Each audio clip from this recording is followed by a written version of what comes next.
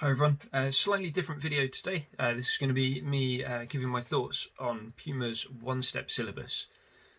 We might put out another video of us training and showing some techniques and combinations, but for today this is just going to be my thoughts.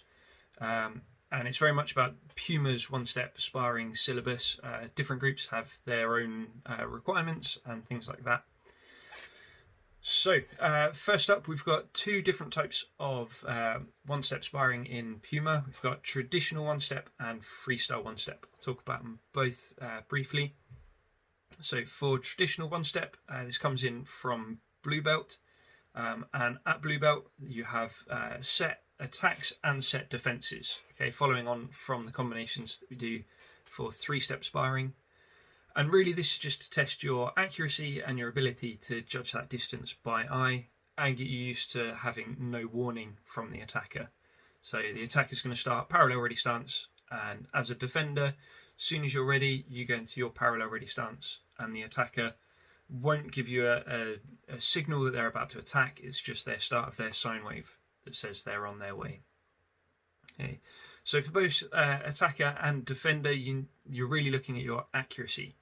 So with the attacker, making sure that you're landing at those distances that are set out from three-step sparring, that you're attacking to the right vital spot, and the same for the defender, making sure that your counter-attacks are going to the correct vital spot with the correct attacking tool. Just a reminder, when you're attacking with your left leg, you should mirror the lateral distance that we take with our right leg. So if we take the first combination, walking stance, middle punch, and we're landing on the outside of our defender's stance halfway up the foot. When we then attack with the left leg, it's the same. We're landing to the outside of their foot halfway up. Okay, so from red stripe all the way up through to our black belt combinations, we've got set attacks. And it's up to the student to come up with their own blocks and counters. Okay, the attacks stay the same from blue belt up to black stripe. Then we have some new attacks at first degree and some new attacks at second degree. For the attacker, getting your accuracy with your distance and with your direction of your attack gets more and more important as we go up. For the defender, your accuracy and picking appropriate blocks and stances is really important, and the same for your counterattacks. Okay, so making sure that you're not just punching or attacking to the head or the face, but you're picking specific areas. Okay, so is it the point of the jaw, the hinge of the jaw? If you're aiming for the solar plexus, make sure it is clear that you're going for the solar plexus. Also, the higher up you go in your grades, the closer to that target that you need to get. Okay, so if you're aiming for the temple, then finishing over here isn't going to be very good. You need to finish kind of centimeters away from that target. Okay, and obviously as you go up, that gets closer and closer. As an instructor, I think there are three different types of traditional one-step that you can do. Okay, so you've got performing for a grading or preparing for a grading.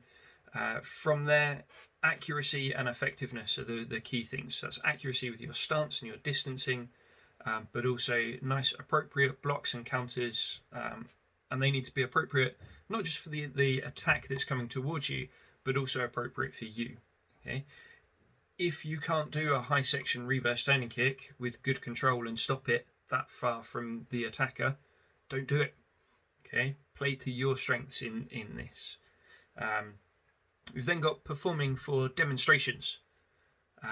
So for me, for these, your level of technical content can drop slightly.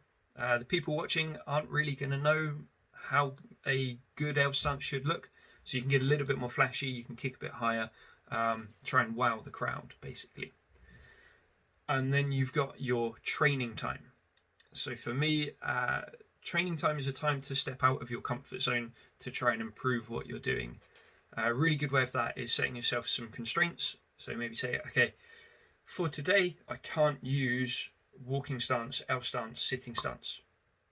Or, okay, today I'm only going to use techniques that are found in my first degree patterns or whatever. or I can't perform a counter-attack from the same position that I've performed my block. I have to move and change the angles, change the distancing. Sometimes what will come out will be rubbish. Okay, that's fine, you're practicing, you need to get through those to find that one thing you're like, this really works, or I can make a slight tweak and I can make it really good. And that's how you improve the combinations that you're doing. Okay. The other thing, shamelessly steal, borrow from other people. If you see someone do something that you really like, give it a go. It might work for you, it might not. Finally, this is probably more for black belts and senior graded students. When you are training and practicing, don't constrain yourself always to the set attacks that we've got in the PUMA syllabus. Okay, with your instructor's permission, try out some different things. When you're attacking, if you've got that freedom, try and think of techniques that your partner is really going to struggle to block. Okay, test their knowledge, their experience. I'd say start off telling your partner what you're going to do, give them some thinking time, and then the more comfortable you get with it, the more you can just go for, okay, right, I'm going to attack you. And then nice sine wave, give them that chance to react and block and go. Okay, it can be really, really difficult, but good fun still. Okay, finally, coming on to freestyle one step. Okay, we've got two versions of this, colour belt version and a black belt version, but this is really building into the realism self-defense side of one step. For colour belts, our attacker is going to step forwards with good sine wave, walking stance and middle punch. Okay, so only partly realistic. When we get to first degree and beyond, we're going to throw an overhand punch. So making sure that that hand comes in a nice swinging motion from high to low, coming across the opponent. Okay, it's not a controlled hook punch that comes straight across. It should be coming down on a diagonal line. Okay? And that should be a reverse punch as well. So if I'm punching my right hand, I've got my left leg forwards, and I'm going to swing high to low through this way.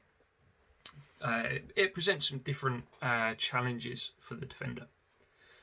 As a defender, again, you need to pick blocks and counterattacks that are appropriate for the attack coming in and that are appropriate for you and your body type and your skills. Okay. However, you don't need to be limited by Taekwondo techniques, Taekwondo stances. So this is all about your effectiveness, your aggression. So if your defender or the any observers aren't squirming and flinching when you're throwing your blocks and counterattacks, they're probably not good enough. Okay, so you need to really think about, right, how can I stop this fight? How can I put this person out of a fighting ability? I try and tell my students, imagine behind you is the most precious thing to you in the world, or the most precious person to you in the world. The person in front of you is trying to take or break that. You have one opportunity to stop them.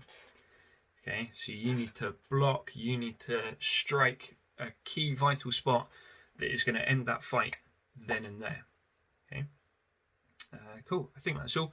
Hopefully that's going to open up quite a bit of discussion and questions. Drop a comment in, speak to your instructor, give me an email. It's all fine. Cool. Have fun practicing.